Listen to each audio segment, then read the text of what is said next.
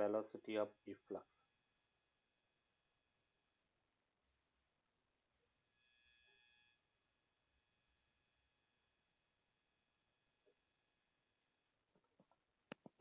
ये जैसे कंटेनर है,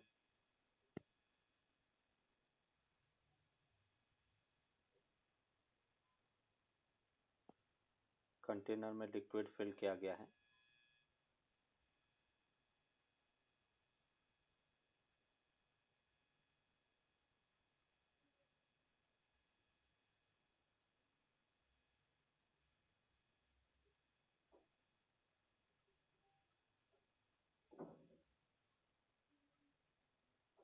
इस कंटेनर में अपन कह रहे कि एच टैप पर एक होल किया है जिसका क्रॉस सेक्शन ए है और यहाँ से लिक्विड कुछ इस टाइप से भी स्पीड से बाहर आता है। तो ए किस स्पीड से लिक्विड बाहर आएगा उसकी जो स्पीड है उसी को अपन वेलोसिटी ऑफ इफ्लक्स कहेंगे। मतलब कंटेनर में से लिक्विड किस स्पीड से बाहर आता है उसको अपन कहेंगे वेलोसिटी ऑफ इफ्लक्स। यहाँ पे जो स्मॉल ए है that is cross section of the hole है, cross section of the hole. इस कंटेनर का क्रॉस सेक्शन ए है, capital A, that is cross section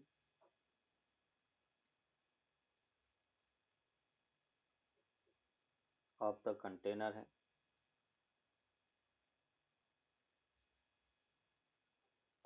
अभी इस टाइप की प्रॉब्लम को सॉल्व करने के लिए हम कोई भी दो पॉइंट सेलेक्ट करेंगे और उस दोनों पॉइंट पर बर्नौलीज थ्योरम अप्लाई करेंगे।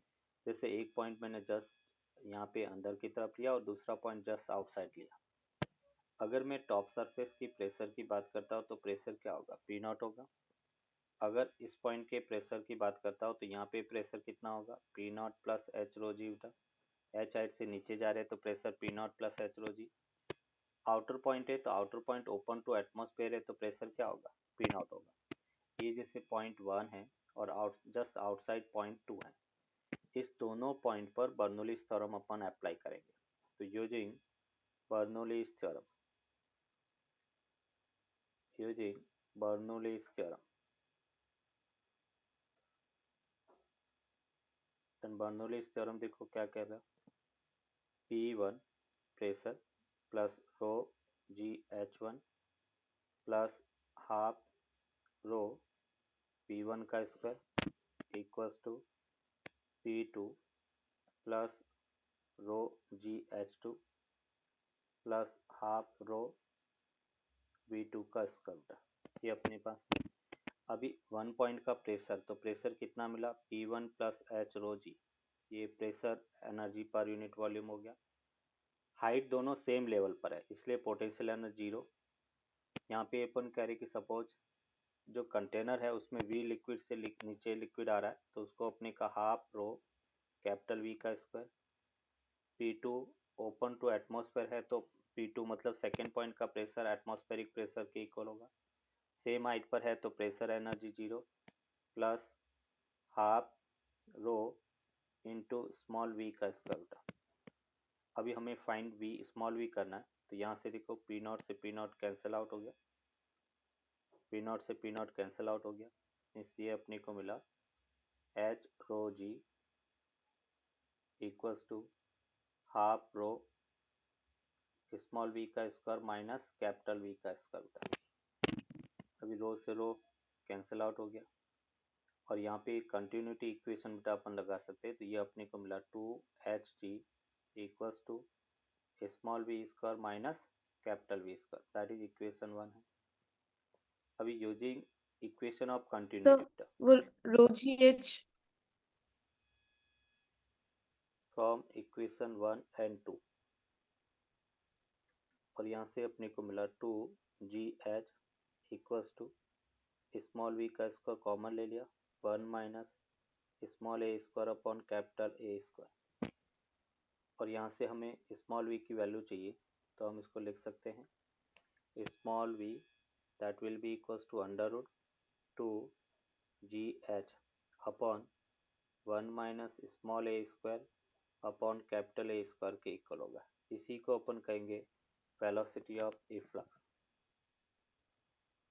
ये वेलोसिटी ऑफ इफ्लक्स है, that is called velocity of efflux.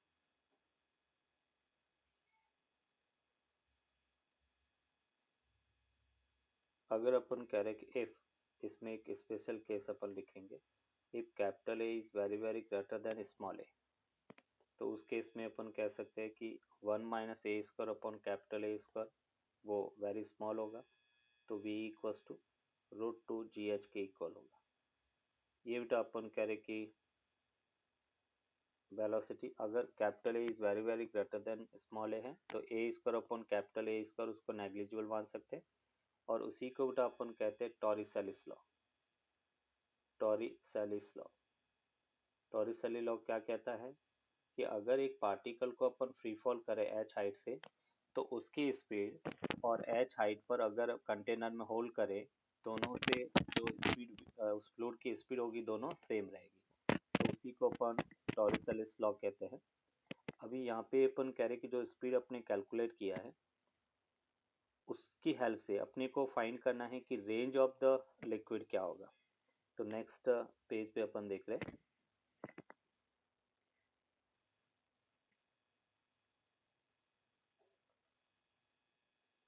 ये अपन कह रहे कंटेनर ऑफ हाइट h है, और यहाँ पर टॉप से स्मॉल h हाइट पर एक होल है, उससे लिक्विड बाहर आ रहा है, और अपने को पूछा गया है कि कंटेनर से कितनी डिस्टेंस पर जाके गिरेगा, उसकी रेंज अपने को फाइंड करना है।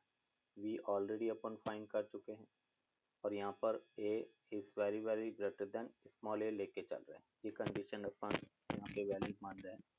v इक्वल्स टू हमें क्या मिला, √2 GH। जैसे बेटा प्रोजेक्टाइल मोशन में हमने देखा था, ये कैपिटल H है, स्मॉल h है, तो ये हाइट कितना होगा, h माइनस h के इक्वल होगा। तो अगर इसका टाइम ऑफ फ्लाइट की बात करें तो सेकेंड मोशन इक्वेशन था h minus h equals to initial velocity in y direction 0 plus under gravity motion कर रहा था हाफ g इंटू टी का स्क्वायर। तो टाइम ऑफ फ्लाइट जितने टाइम में लिक्विड ग्राउंड पे पहुंचेगा वो टाइम ऑफ फ्लाइट होगा under root 2 h minus h upon g के इक्वल होगा, ये टाइम ऑफ फ्लाइट है। और हमने बेटा प्रोजेक्टाइल मोशन में देखा था कि जो रेंज है वो horizontal speed into time of flight के इक्वल है। हॉरिजॉन्टल स्पीड अपन कह रहे कि √2 GH है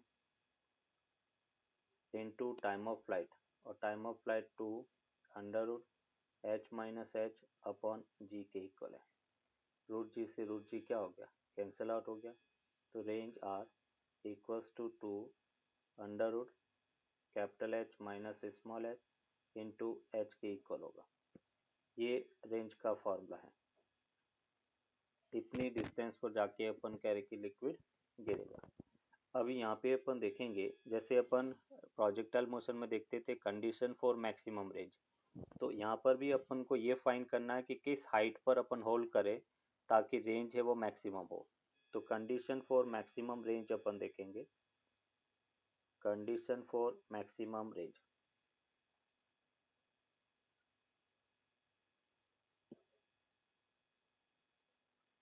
कंडीशन फॉर मैक्सिमम रेंज बेटा, और कंडीशन फॉर मैक्सिमम रेंज के लिए अपन कहेंगे कि D R upon D H, उसको किसके इक्वल रखेंगे, 0 के इक्वल। आर का एच के रेस्पेक्ट में डिफ्रेंशिएशन करेंगे और उसको 0 रखते हैं। देखो कैसे बेटा, ये D by D H two capital H small h minus h square whole power 1/2, इसको अपन डिफ्रेंशिएट कर रहे हैं। ये बेटा 2 कांस्टेंट बाहर आ गया, यहाँ से अपन कह रहे कि 1/2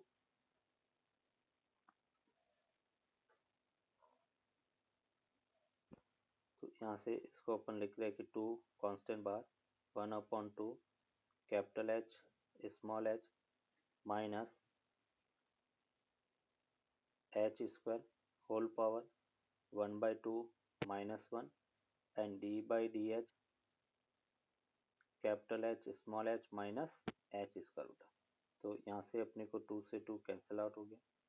नेक्स्ट पेज पे अपन देख ले इसको, तो ये हमें मिला 1/2 under root h capital H minus h square, into ये अपने को मिला कैपिटल एच, स्मॉल एच का 2h, और उसको जीरो के इक्वल करेंगे।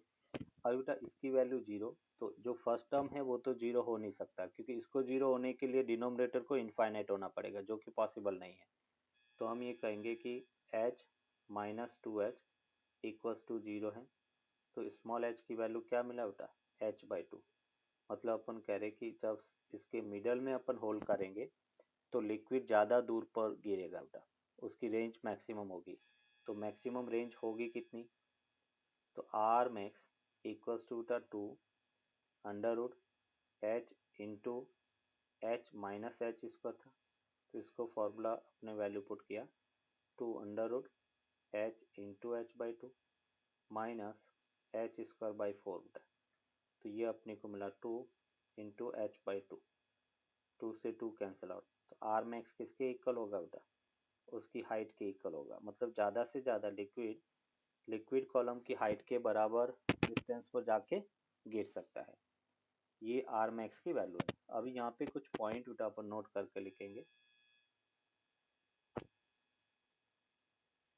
फर्स्ट पॉइंट अपन क्या है, ये जैसे कंटेनर है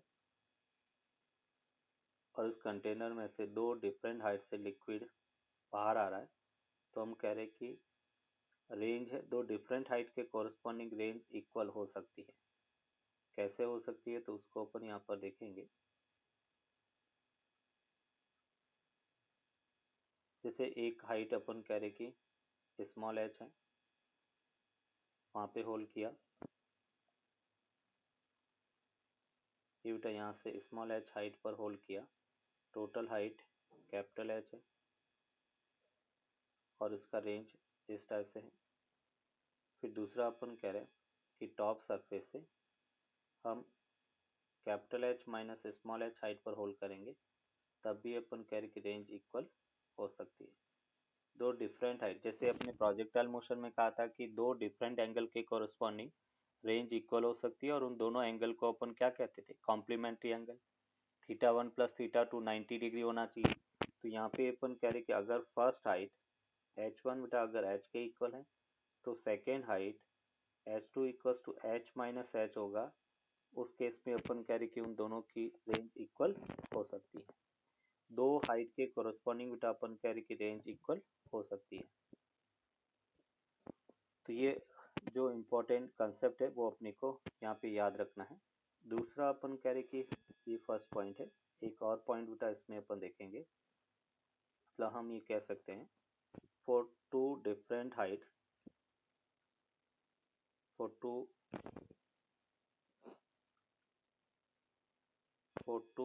डिफरेंट हाइट्स,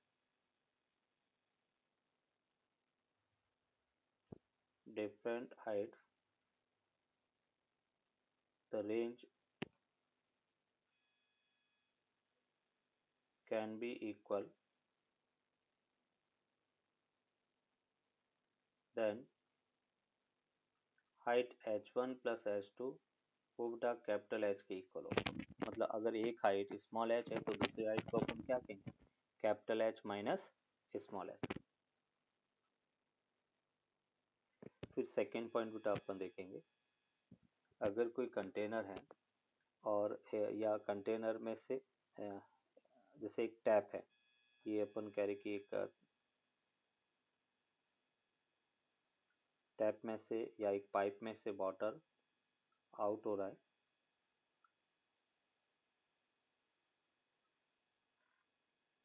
ये वाटर अपन कह रहे कि आउट हो रहा है कांस्टेंट स्पीड से या कांस्टेंट रेट से।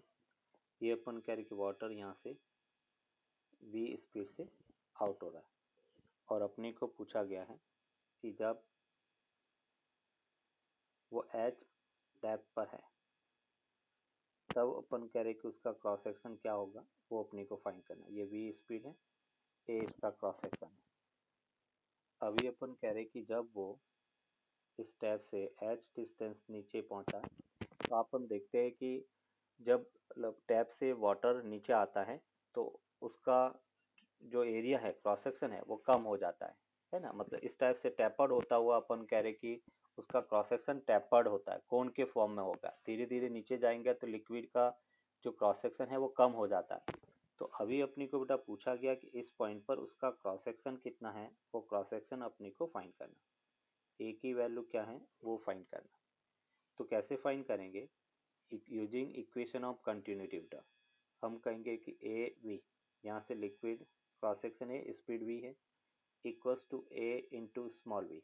यहाँ पे हमने कहा कि लिक्विड की स्पीड सपोज स्मॉल वी है, और स्मॉल वी को फाइंड कैसे करेंगे, तो स्मॉल वी को अपन कह सकते हैं थर्ड मोशन इक्वेशन का, V square equals to capital we square plus 2gh। Liquid free fall कर रहा है, तो फ्री फॉल कर रहा है तो थर्ड मोशन इक्वेशन यूज कर सकते हैं। स्मॉल वी को अपन लिख सकते हैं under root capital we square plus 2gh होता, ये स्मॉल वी है। हमें स्मॉल ए की वैल्यू चाहिए, तो small A that will be equals to A capital V upon small V, और उसकी value capital we square plus 2gh के इक्वल होगा। ये बेटा अपन कह रहे कि उसका क्रॉस सेक्शन होगा। क्लियर? चलो अभी अपन कह रहे कुछ एग्जांपल बेटा इससे रिलेटेड अपन देखेंगे।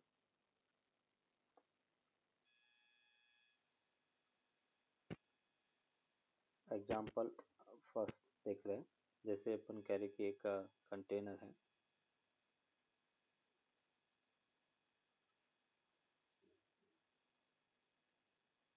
इस कंटेनर में डिफरेंट डेंसिटी के दो लिक्विड फिल किए हैं।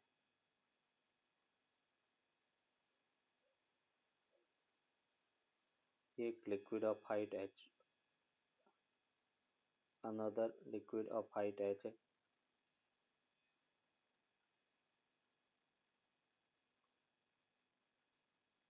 यहाँ पे बॉटम पे एक होल है, और अपने को पूछा गया कि लिक्विड किस स्पीड से बाहर निकलेगा। इसकी डेंसिटी 2 रो है, और जो ऊपर वाला डेंसिटी लिक्विड है उसकी डेंसिटी रो है, और अपने को पूछा गया कि इस कंटेनर से लिक्विड किस स्पीड से बाहर निकलेगा, या वेलोसिटी ऑफ इफ्लक्स क्या है वो अपने को फाइंड करना। तो वेलोसिटी ऑफ इफ्लक्स फाइंड कैसे करेंगे, हम कहेंगे कि इस पॉइंट, एक पॉइंट बेटा ये मैंने 1 लिया और दूसरा पॉइंट जस्ट आउटसाइड 2 लिया, तो दोनों पॉइंट पर बर्नौलीज थ्योरम अपन अप्लाई करेंगे। और बर्नौलीज थ्योरम अप्लाई करने के लिए यहाँ का प्रेशर क्या होगा बेटा पी नॉट, इस पॉइंट का प्रेशर क्या होगा पी नॉट प्लस रो जी एच बेटा। फिर इस 1 पॉइंट का प्रेशर कितना होगा पी नॉट प्लस रो जी एच, प्लस अपन कह रहे कि डेंसिटी 2 रो है, तो एच इंटू बेटा 2 रो इंटू जी, ये 1 पॉइंट का प्रेशर हुआ। और second point open to atmosphere है, तो यहाँ का प्रेशर पी नॉट के इक्वल होगा। तो अभी अपन कह रहे कि यूजिंग बर्नौलीज थ्योरम था, यूजिंग बर्नौलीज थ्योरम, और बर्नौलीज थ्योरम अगर अपन देखें तो पॉइंट 1 है, पॉइंट 1 का प्रेशर कितना होगा, तो उसको बेटा आपने लिखा पी नॉट प्लस रो जी एच प्लस 2 रो जी एच, ये प्रेशर एनर्जी हो गया। दोनों सेम हाइट पर है तो पोटेंशियल एनर्जी 0 बेटा, और यहाँ पे इसका क्रॉस सेक्शन दिया हुआ नहीं तो इसकी काइनेटिक एनर्जी 0 रखेंगे। फिर जो सेकेंड पॉइंट है उसका प्रेशर एनर्जी पी नॉट हो गया, पोटेंशियल दोनों सेम हाइट में है, और स्पीड अपन कह रहे कि रो है, सॉरी स्पीड v के इक्वल है स्मॉल v, डेंसिटी 2 रो है, तो डेंसिटी 2 रो इंटू वी का स्क्वायर बेटा। तो यहाँ से पी नॉट कैंसिल आउट हो गया, 2 से 2 कैंसिल आउट हो गया, ये अपने को मिला 3 rho ji h equals to rho into v square, rho से रो कैंसिल आउट हो गया। तो जो वेलोसिटी ऑफ इफ्लक्स है वो हमें मिला अंडर रूट 3gh, ये वेलोसिटी ऑफ इफ्लक्स होगा। इस स्पीड से लिक्विड है वो आउट होगा। ये जो कंटेनर है उसके बॉटम पे स्मॉल एक क्रॉस सेक्शन का बेटा होल है, और उसमें क्यू जो है क्यू रेट से लिक्विड इन हो रहा है। ये अपन कह रहे कि rate of flow of liquid है, लिक्विड इस रेट से अपन कह रहे कि इसके अंदर हो रहा है, जिसे अपन फ्लूइड फ्लक्स कह सकते हैं, और क्रॉस सेक्शन है। और हमें पूछा गया कि find the maximum height, find the maximum height of the liquid in the container. Container के अंदर लिक्विड की मैक्सिमम हाइट क्या होगा वो अपने को फाइंड करना। अभी देखो कैसे फाइंड करेंगे। यहाँ से लिक्विड अपन कैरी के इस टाइप से अंदर आ रहा है, और लिक्विड जब अपन कैरी के अंदर आएगा तो पहले इनिशियल वेलोसिटी बेटा 0 है, तो लिक्विड बाहर कम निकलेगा और इसमें इकट्ठा होगा। बट एक मोमेंट मैक्सिमम हाइट पर क्या होगा, वो हाइट जब लिक्विड के अंदर आने की रेट और बाहर निकलने की रेट इक्वल हो जाए, उसको अपन उस केस में अपन कह रहे कि हाइट क्या होगा बेटा, मैक्सिमम होगा। तो वाई मैक्सिमम मुझे फाइंड करना है, तो हम क्या कह रहे हैं, फ्लूइड फ्लक्स को बेटा इक्वल करेंगे। हम कहेंगे क्यू जो है वो A इंटू वी के इक्वल होगा। Incoming liquid equals to outgoing liquid. Incoming liquid की रेट क्यू दे रखा है और आउटगोइंग लिक्विड बेटा A इंटू वी होगा। और V को अपन क्या लिख सकते हैं, तो अभी हमने कहा टॉरिस-सैलिस लॉ, V इक्वल्स टू क्या होता है, रूट टू जी, और Y को वाई मैक्स लिख दिया बेटा। ये वैल्यू अपन यहाँ पे रखेंगे, तो Q equals to A root two G into Y max होगा। दोनों तरफ स्क्वायर कर लेते हैं, तो Q square equals to A square two G into Y maximum होगा। और यहाँ से अपन कहेंगे Y maximum that will be equals to Q square upon two G into A square के इक्वल होगा। ये अपन कह रहे कि बेटा इसका वाई मैक्सिमम हाइट होगा।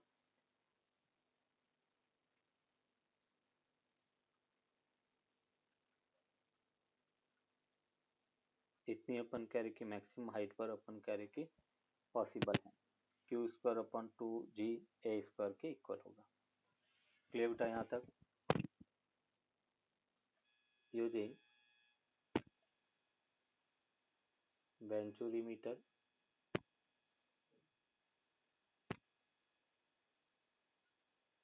we can measure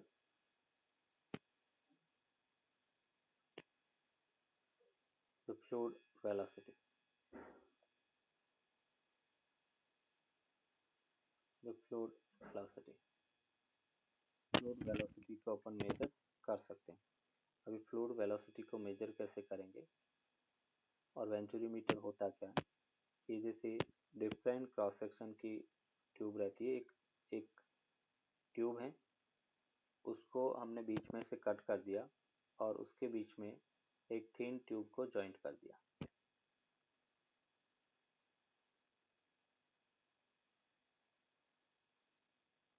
ये बेटा इस टाइप से अपन कह रहे कि डिफरेंट क्रॉस सेक्शन की ट्यूब है।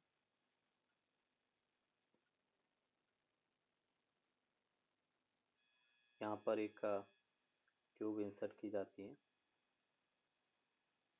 एक दूसरी ट्यूब यहाँ पर है,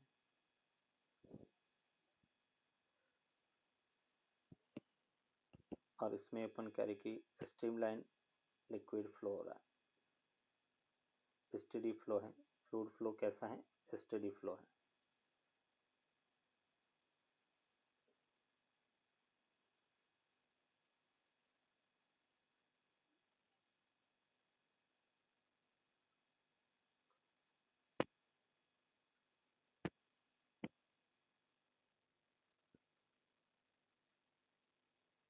और बेटा यहाँ पे जो क्रॉस सेक्शन है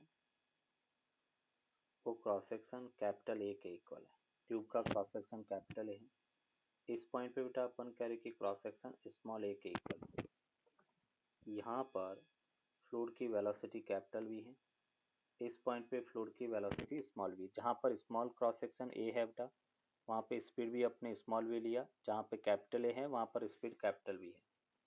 अब बेटा यहाँ पे इस क्रॉस सेक्शन, इस ट्यूब की बात करें, डिफरेंट क्रॉस सेक्शन की ट्यूब है, तो v की वैल्यू बेटा ग्रेटर देन क्या होगा, कैपिटल V होगा, क्योंकि क्रॉस सेक्शन कम है तो स्पीड इंक्रीज हो जाती है बेटा। और यहाँ पे लिक्विड का जो कॉलम है वो कुछ इस टाइप से है बेटा। ये अपन कह रहे कि इतनी हाइट तक लिक्विड राइज किया, इसमें अपन कह रहे कि इस हाइट तक लिक्विड राइज कर रहा बेटा। ये हाइट, दोनों में हाइट डिफरेंस है वो h के इक्वल है। ये अपन कह रहे कि h हाइट का डिफरेंस है, और अपनी को बर्नौलीज थ्योरम का यूज करके स्मॉल वी और कैपिटल वी, या अपन कह रहे कि इसमें किस रेट से लिक्विड फ्लो हो रहा है वो अपने को बताना है। तो यहाँ पे हम कह रहे कि using Bernoulli's theorem,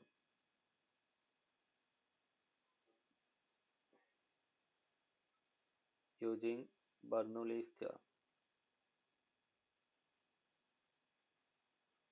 and Bernoulli's theorem में अपन कहेंगे ये जैसे एक पॉइंट हमने 1 लिया, ये पॉइंट 2 है बेटा, और पॉइंट 1 का प्रेशर एनर्जी P1 हो गया, पोटेंशियल एनर्जी रो जी H1 हो गया, plus kinetic energy half rho P1 का स्क्वायर हो गया। सेकेंड पॉइंट का प्रेशर एनर्जी P2 हो गया, प्रेशर पोटेंशियल एनर्जी रो जी H2 हो गया, plus kinetic energy half rho into V2 का स्क्वायर हो गया। इसको बेटा pressure energy P1 plus potential दोनों सेम हाइट पर हैं तो 0 हो गया। काइनेटिक एनर्जी बेटा हाफ रो, इसको हमने कैपिटल V स्क्वायर लिख दिया। सेकेंड पॉइंट का pressure P2 plus potential 0 plus बेटा half rho into small v का स्क्वायर। तो यहाँ से अपने को मिल रहा है P1 माइनस बेटा P2 equals to half rho into small v का स्क्वायर माइनस कैपिटल V का स्क्वायर। और अगर इक्वेशन ऑफ कंटिन्यूटी देखे बेटा, यूजिंग इक्वेशन ऑफ कंटिन्यूटी,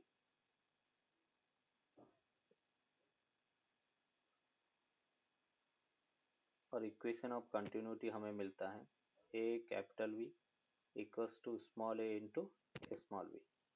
तो कैपिटल V को अगर एलिमिनेट करना है तो हम लिख सकते हैं a small v upon capital A। ये वैल्यू बेटा अपन यहाँ पे रखेंगे तो हमें मिला P1 minus P2 equals to half rho v square 1 minus small a square upon capital A square के इक्वल होगा। नेक्स्ट पेज पे बेटा अपन देखेंगे स्मॉल v की वैल्यू।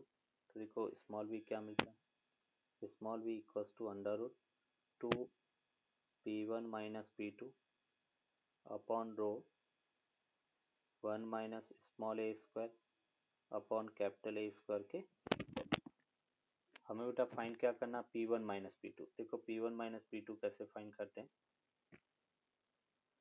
इस पॉइंट और इस पॉइंट का प्रेशर बेटा अगर अपन देखें तो हम यहाँ से चलते हैं। इस पॉइंट का प्रेशर कितना है, P0 बेटा, ओपन टू एटमॉस्फेयर है। ये जो हाइट है वो H2 है। इस पॉइंट का प्रेशर क्या लिखेंगे अपन, तो P0 प्लस H2 रो जी बेटा। यहाँ पे ये हाइट सपोज H1, तो इस पॉइंट का pressure P0 open to atmosphere है, यहाँ का प्रेशर P0 प्लस H1 रो जी बेटा। तो हमें P1 माइनस P2 चाहिए, है ना। इसको H1 लिख लो, ये H2 है, ये H2 है, ये H1 हो गया।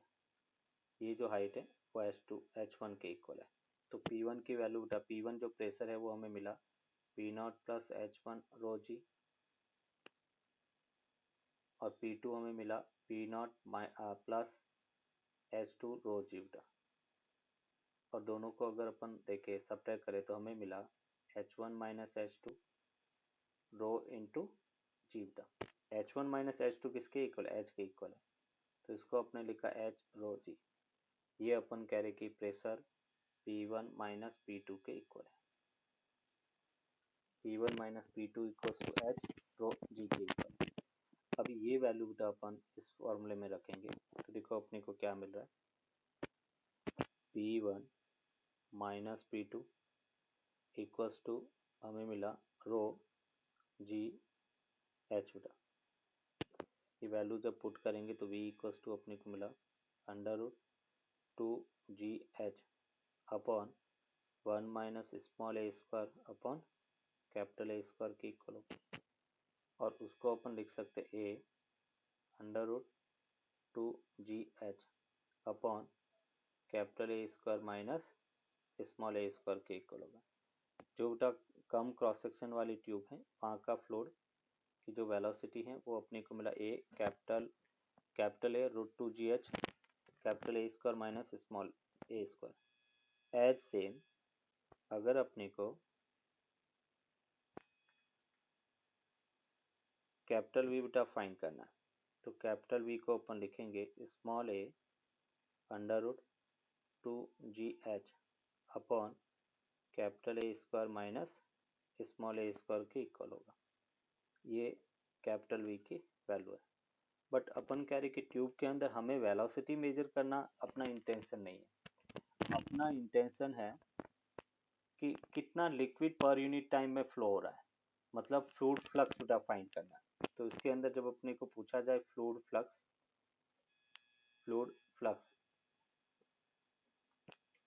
फ्लक्स का मतलब होता है velocity rate of flow of liquid EV by dt per unit time.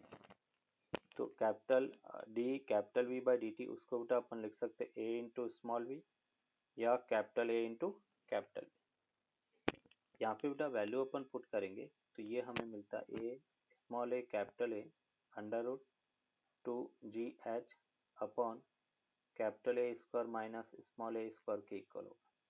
ये बेटा फ्लूइड फ्लक्स की वेलोसिटी है। dV by dt small a capital A root 2GH upon capital A square minus small a square के equal होगा। Viscosity को अपन define करेंगे the property of liquid या fluid, the property of fluid, the property of fluid by virtue it opposes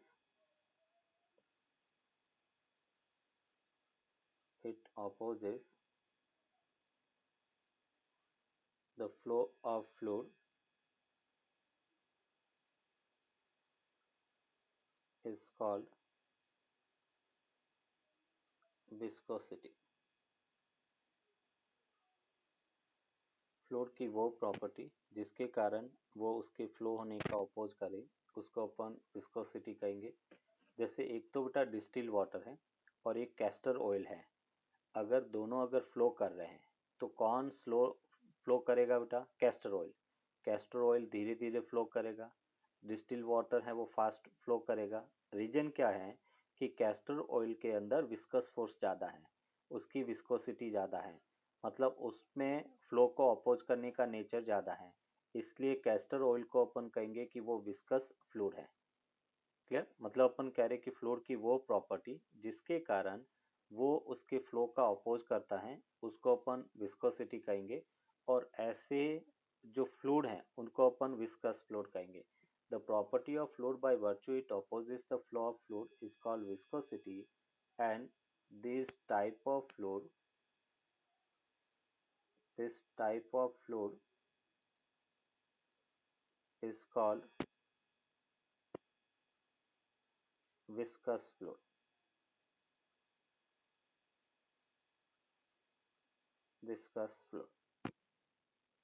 अभी अपन कह रहे कि जो विस्कोसिटी है वो किस पर डिपेंड करती है? तो viscosity that depends on nature of the material and temperature. Temperature पे भी डिपेंड करेगी और दूसरा बता नेचर ऑफ द मटेरियल। जैसे कैस्टर ऑयल है तो उसका विस्कोसिटी कांस्टेंट रहेगा, बट टेम्परेचर चेंज होगा तो विस्कोसिटी भी चेंज होगा। तो viscosity depends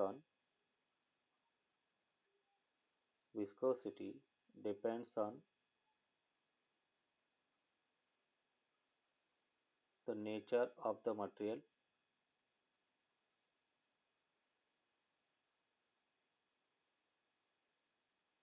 and the temperature। Nature of the material and temperature पे डिपेंड करता है। अगर अपन कह रहे कि इफ टेम्परेचर इंक्रीजेस, टेम्परेचर अगर बढ़ता है तो लिक्विड और गैसेस दोनों के लिए विस्कोसिटी पर अलग अलग इफेक्ट होगा।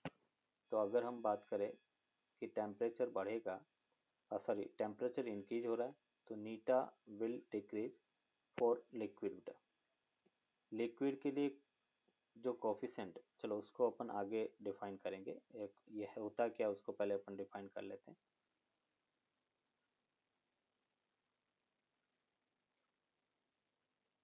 तो पहले अपन यहाँ पे ये डिफाइन करते हैं विस्कस फोर्स होता क्या। विस्कस फोर्स न्यूटन्स ने इसके फॉर्मूले को सबसे पहले डिराइव किया था, इसलिए इसको न्यूटन फॉर्मूला भी कहते हैं। अभी विस्कस फोर्स होता क्या बेटा, किस टाइप से अपन कह रहे कि इसको डिफाइन करेंगे। ये जैसे अपन कह रहे कि डिफरेंट हाइट पर लिक्विड की लेयर है, लिक्विड लेयर के फॉर्म में अपन कह रहे कि फ्लो कर रहा है। ये जैसे अपन कह रहे कि एक लेयर है, ये दूसरी लेयर है, ये इस टाइप से अपन कह रहे कि जैसे जैसे ऊपर अपन मूव कर रहे हैं वेलोसिटी इंक्रीज हो रही है। मतलब अपन कह रहे हैं कि ये जैसे एक y हाइट पर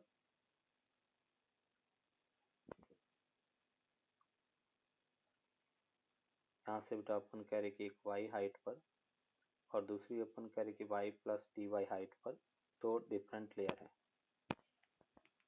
ये y हाइट है और ये y plus delta y height पर दूसरी लेयर है।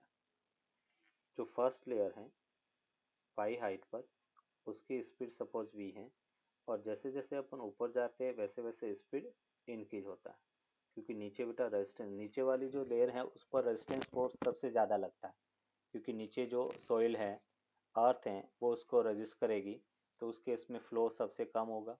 और जैसे जैसे ऊपर अपन मूव करेंगे तो ग्रेविटेशन भी, अट्रैक्शन भी कम होता है, नीचे वाली लेयर कम फोर्स लगाएगी, तो फ्लो है वो इंक्रीज होता है। और अभी अपन कह रहे कि जो विस्कस फोर्स है, विस्कस फोर्स ए, फर्स्ट अपन कहेंगे directly proportional to the, directly proportional to, directly proportional to the surface area, means यहाँ पे अपन कह सकते हैं F P is directly proportional to A. और ये फोर्स कैसा है बेटा, विस्कस फोर्स है, एवरेज फोर्स है। तो average force mod average of F P is directly proportional to A cross section area. Second point बेटा अपन कहेंगे कि inverse directly proportional to velocity gradient, directly proportional to the velocity gradient।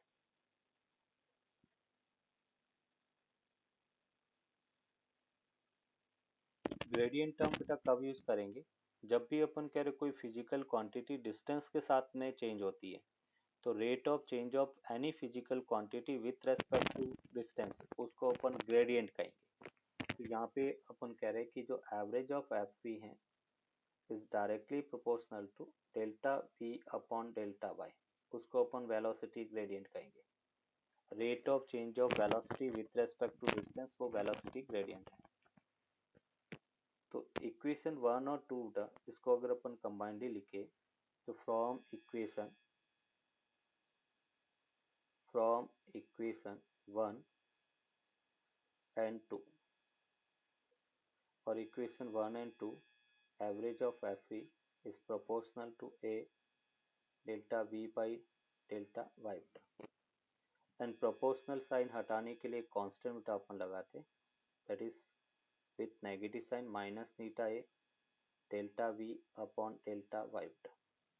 ये basically average viscous force है, इसको अपन कहेंगे average viscous force, average viscous force. यहाँ पर जो नेगेटिव साइन है वो अपोजिंग नेचर को शो करता है। Negative sign shows the opposing nature of the force, force हमेशा मोशन को अपोज करता है, इसलिए यहाँ पे नेगेटिव साइन अपन लगा रहे हैं। तो negative sign shows the opposing nature of the force. दूसरा, एक प्रोपोर्शनल कांस्टेंट बेटा आपने यहाँ पे यूज किया, दैट इज नीटा। नीटा एक प्रोपोर्शनल कांस्टेंट है, proportional constant and which is called coefficient of viscosity.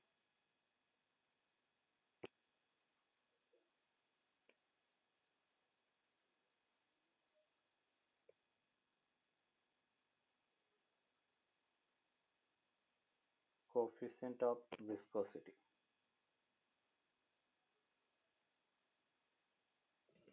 इन कोफिशिएंट ऑफ विस्कोसिटी है क्या, तो उसको अपन कह सकते हैं eta, that is equals to F B upon A delta we upon delta y.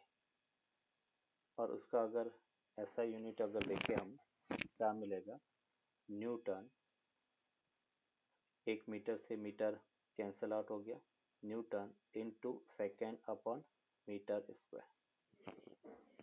और इसको अपन कहेंगे 1 डेकापॉइस, 1 डेकापॉइस, या हम इसको पॉइजूली भी कहते हैं, PL, पॉइजूली, ये इसका ऐसा यूनिट है, पॉइजूली, 1 डेकापॉइस, या अपन कहेंगे PL पॉइजूली। अगर हम इसका CGS यूनिट की बात करें, ये ऐसा यूनिट है, ऐसा यूनिट। अगर हम CGS यूनिट की बात करें, CGS unit, and CGS unit क्या होगा, तो यहाँ पे CGS यूनिट को हम लिखेंगे पॉइस बेटा, पॉइस, ये इसका CGS यूनिट है। और इसमें अगर रिलेशन देखें तो 1 डेकापॉइस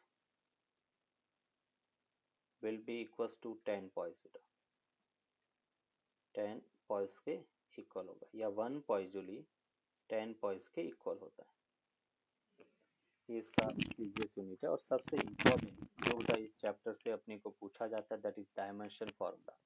नीटा की डायमेंशन क्या है वो अपने को फाइंड करना होता है। तो डायमेंशन ऑफ नीटा की बात करें, डायमेंशन ऑफ नीटा, और डायमेंशन में अपन कहेंगे m1 l minus 1, sorry m minus 1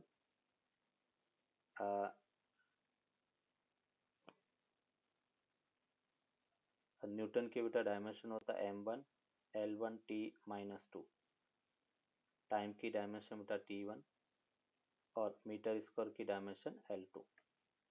तो यहाँ से हमें मिला m minus, sorry m1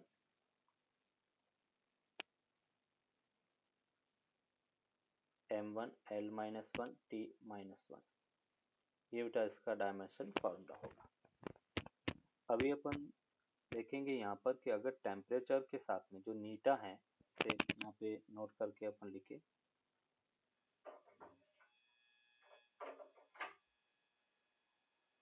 note करके कुछ पॉइंट अपन लिखेंगे।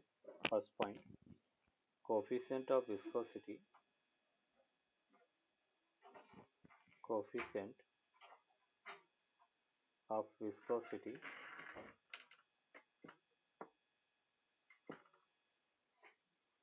डिपेंड्स ऑन, फर्स्ट हम कहेंगे नेचर ऑफ द लिक्विड या fluid, nature of the fluid, and second temperature.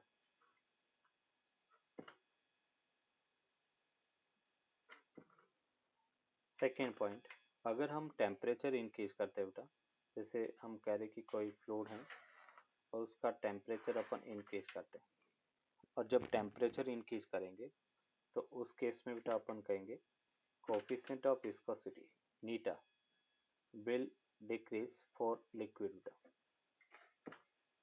Liquid के लिए कोफिशिएंट ऑफ विस्कोसिटी है वो डिक्रीज होगा। वही अपन कह रहे कि टेम्परेचर बढ़ाने पर नीटा है वो इंक्रीज होगा फॉर गैसेस।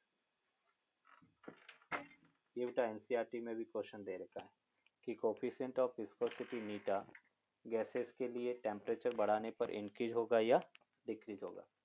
तो टेम्परेचर अगर इंक्रीज होता है तो उस केस में लिक्विड के लिए कोफिशिएंट ऑफ विस्कोसिटी डिक्रीज होगा। जैसे अगर पानी जम जाए तो उसको फ्लो करने के लिए हम उसको गर्म करते हैं, गर्म करेंगे तो फ्लो इजी होता है, इसका मतलब विस्कोसिटी डिक्रीज हो गया। कोई भी लिक्विड अपन कह रहे कि जम जाता है या फ्रीज हो जाता है, तो अगर अपन कह रहे कि उसको गर्म करेंगे तो वो लिक्विड का फ्लो इजीली होता है, तो इसका मतलब उसका कोफिशिएंट ऑफ विस्कोसिटी डिक्रीज हो रहा है। वही गैसेस के अंदर क्या होता है कि जब हम गैसेस को गर्म करेंगे, टेम्परेचर उसका इंक्रीज करेंगे, तो उस केस में काइनेटिक एनर्जी बढ़ जाती है, और काइनेटिक एनर्जी गैसेस की बढ़ती है तो नंबर ऑफ कॉलिजन बढ़ेगी, और नंबर ऑफ कॉलिजन अगर बढ़ता है तो उस केस में अपन कह रहे कि टेम्परेचर सॉरी नंबर ऑफ मतलब कोफिशिएंट ऑफ विस्कोसिटी है वो इंक्रीज हो जाएगा, क्योंकि कांटेक्ट बढ़ेगा, और गैसेस का कांटेक्ट जितना ज़्यादा होगा उतना ही कोफिशिएंट ऑफ विस्कोसिटी इंक्रीज होगा। क्लियर बेटा यहाँ तक?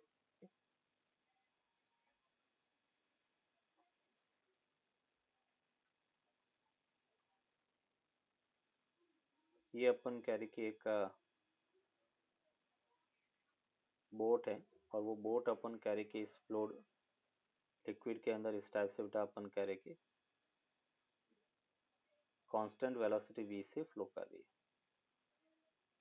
वाटर की डेप्थ बेटा h है, इसका एरिया a के इक्वल है, और कोफिशिएंट ऑफ जो फ्लूइड है, coefficient of viscosity of liquid है वो नीटा है बेटा, और अपने को पूछा गया है कि find the required external force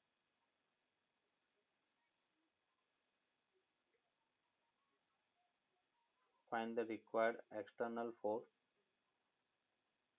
to pull the boat with constant speed. with constant speed constant speed से बोट को पुल करने के लिए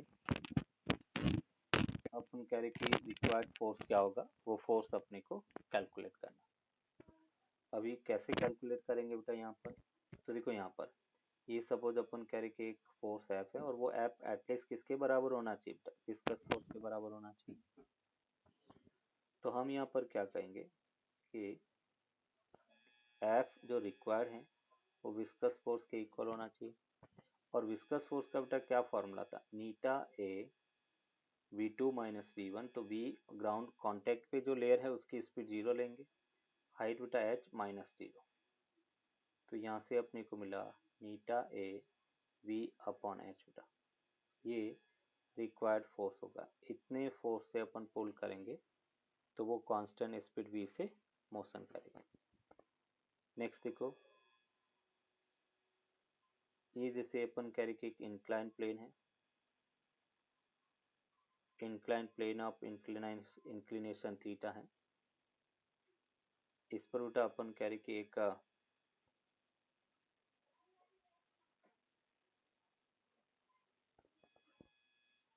ये एक ब्लॉक है,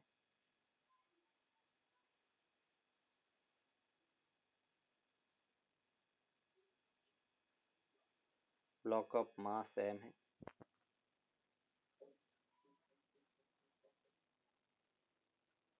इसका मास बेटा m है, और हमें इसको एक liquid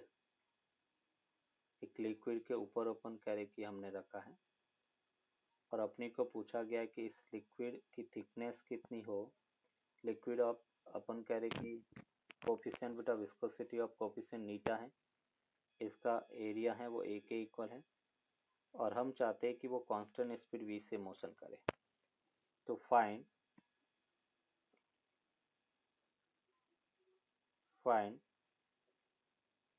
the thickness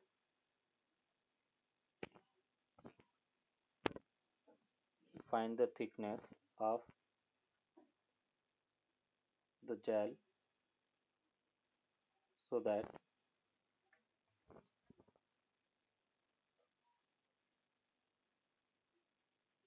the block slides with constant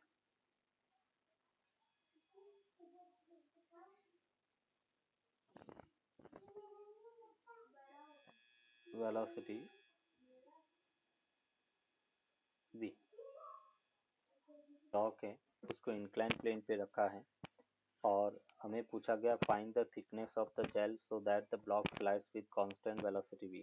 block है वो कांस्टेंट वेलोसिटी v से स्लाइड करे, उसके लिए थिकनेस ऑफ द जेल क्या है वो अपने को फाइंड करना। सेम क्वेश्चन बेटा, अपन कह रहे जब कांस्टेंट वेलोसिटी से मूव कर रहा है इसका मतलब नेट फोर्स क्या होना चाहिए, जीरो होना चाहिए। तो अपन कह रहे कि उसकी मोशन को अपोज कौन करेगा बेटा, विस्कस फोर्स, तो विस्कस फोर्स पीछे की तरफ लगेगा। और इस डायरेक्शन में बेटा फोर्स क्या लगेगा, इसका वेट फोर्स, और वेट फोर्स का कंपोनेंट बेटा एम जी साइन थीटा, क्योंकि एम जी फोर्स बेटा इधर होता है, ये एम जी है। इसको अगर रिजॉल्व करें तो ये एंगल थीटा हो गया बेटा, थीटा वाला कंपोनेंट क्या होता है कॉस थीटा, तो ये एम जी कॉस थीटा, और इस डायरेक्शन में अपन कह रहे कि ये कंपोनेंट एम जी साइन थीटा। कांस्टेंट वेलोसिटी से जा रहा है, इसका मतलब मैं ये कह सकता हूँ कि नेट फोर्स जीरो, मतलब M ji sine theta equals to viscous force F V के इक्वल होना चाहिए। और यहाँ से अपने को मिला एम जी साइन थीटा, विस्कस फोर्स होगा बेटा नीटा ए, ये V upon thickness T, V by T बेटा, क्योंकि जो कांटेक्ट में लेयर है उसकी स्पीड बेटा हमने जीरो लिया, और ये लिक्विड वी से जा रहा है तो इसकी स्पीड अपने वी लिया। तो यहाँ से थिकनेस टी जो है वो हमें मिला eta a v upon m ji sine theta के इक्वल होगा। ये क्वेश्चन बेटा एनसीईआरटी में भी गिवन है। लॉ को अगर अपन डिफाइन करें तो according to Stokes law, according to Stokes law, according to Stokes law, whenever a spherical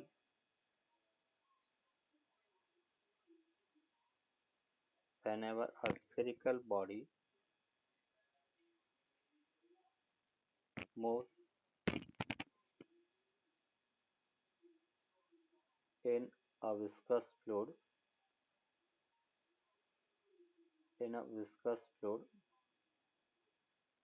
then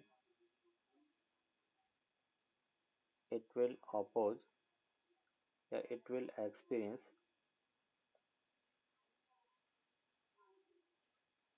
a resistance force,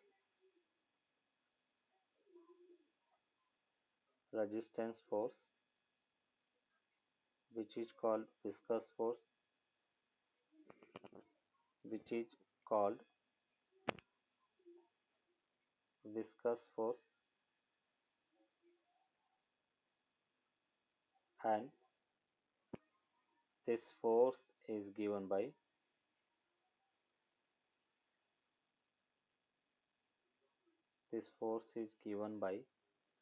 F equals to 6 pi neta r beta। ये अपन कह रहे कि विस्कस फोर्स है, ये केवल स्फेरिकल ऑब्जेक्ट है उसी के लिए बेटा वैलिड है। अगर कोई स्फेरिकल ऑब्जेक्ट नहीं है, इरेगुलर शेप का कोई ऑब्जेक्ट है तो वहां पे फोर्स तो लगेगा बट उस force 6 pi eta are V के इक्वल नहीं होगा। यहाँ पे जो नीटा है वो कोफिशिएंट ऑफ विस्कोसिटी को रिप्रेजेंट कर रहा है बेटा, कोफिशिएंट ऑफ विस्कोसिटी, आर जो है वो रेडियस को रिप्रेजेंट करेगा, और v उसकी स्पीड को रिप्रेजेंट कर रहा है कि अगर वो v स्पीड से जा रहा है तो ऊपर की तरफ कुछ इस टाइप से विस्कस फोर्स लगेगा, और उस viscous force 6 pi eta are V as a formula बेटा इसको याद रखना। अब इसमें एक नोट करके अपन लिखेंगे Stokes law, Stokes law is valid for only spherical object। Stokes law is valid for only spherical object। अगर spherical object है तो उसी के लिए वैलिड है। ये बेटा एग्जाम में अपने को पूछा भी जाता है कि स्टोक्स लॉ क्या है, उसको राइट करो।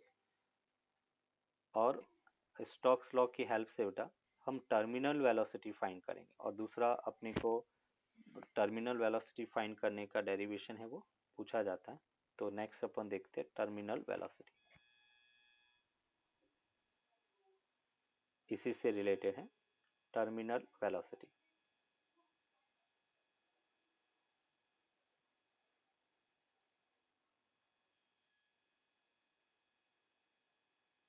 टर्मिनल वेलोसिटी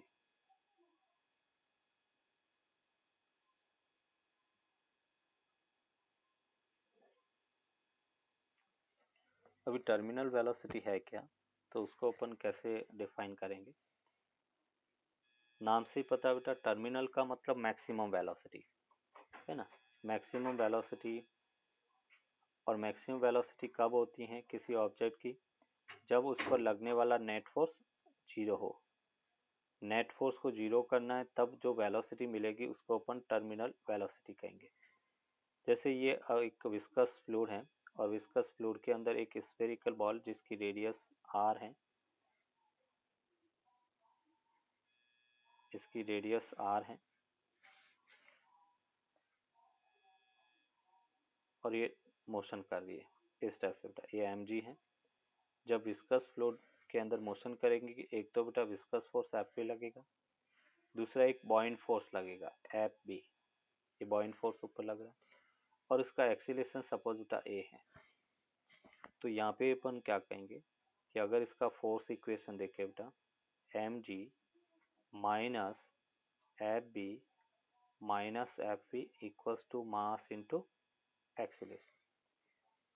तो ये बेटा आपने लिखा एम जी, बॉइंट फोर्स क्या होता है, weight of the displace liquid, V rho L G पढ़ा था हमने, इसकी डेंसिटी लिक्विड की रो एल है, और विस्कस फोर्स है 6 पाई नीटा आर वी बेटा equals to mass into acceleration.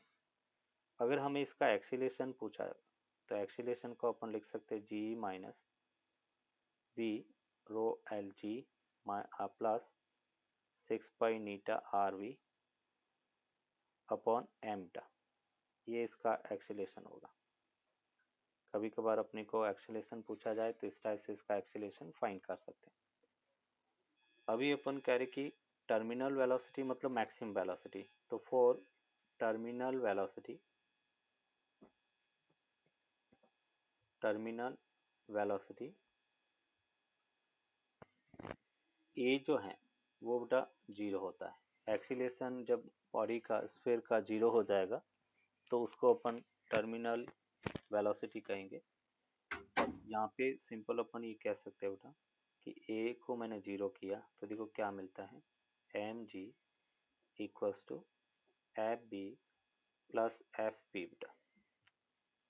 मास को अपन लिख सकते हैं volume into density, 4/3 pi are cube, density of sphere बेटा रो एस इंटू जी।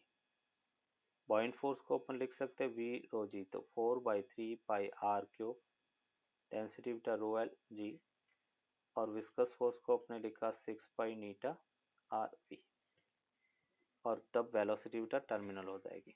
तो यहाँ से अगर हम इसको सॉल्व करें, देखो क्या मिला, 4/3 pi are cube rho s minus rho l into g equals to 6 pi eta are v t बेटा। एक आर से आर कैंसिल आउट तो आर स्क्वायर बचा, पाई से पाई कैंसिल आउट, और फाइनली बेटा अपने को टर्मिनल वेलोसिटी मिलेगा 2/9 are square g rho s minus rho L upon eta बेटा, ये टर्मिनल वेलोसिटी होगा। वेलोसिटी ऑफ फ्लूइड या सॉरी वेलोसिटी ऑफ बॉल कौन सी, मैक्सिमम वेलोसिटी, और टर्मिनल वेलोसिटी का मतलब वो वेलोसिटी जब एक्सीलरेशन जीरो हो बेटा, एक्सीलरेशन जीरो हो तब जो वेलोसिटी है उसको अपन टर्मिनल वेलोसिटी कहेंगे। तो अभी बेटा इसमें एक पॉइंट करके अपन लिखेंगे, अगर हम एयर बबल की बात करें तो एयर बबल हमेशा एंटी ग्रेविटी मोशन करेगा, क्योंकि बेटा एयर बबल के अंदर जो एयर की डेंसिटी है वो लिक्विड की डेंसिटी से कम होता है। तो यहाँ पे अपन कह रहे हैं the terminal velocity, the terminal velocity of the air bubble is given by, तो यहाँ से अपने को मिला Vt equals to -2/9 are square g rho L upon नीटा के इक्वल होगा, क्योंकि स्फीयर के अंदर एयर होता है और एयर की डेंसिटी लिक्विड से बहुत कम होता है, तो रो एस को अपन 0 मान लेते हैं, और रो एस को 0 है, इसका मतलब टर्मिनल वेलोसिटी नेगेटिव होगा ग्रेविटी के ऑपोजिट डायरेक्शन में, इसलिए एयर बबल लिक्विड के अंदर ऊपर की तरफ जाएगा। क्लियर बेटा?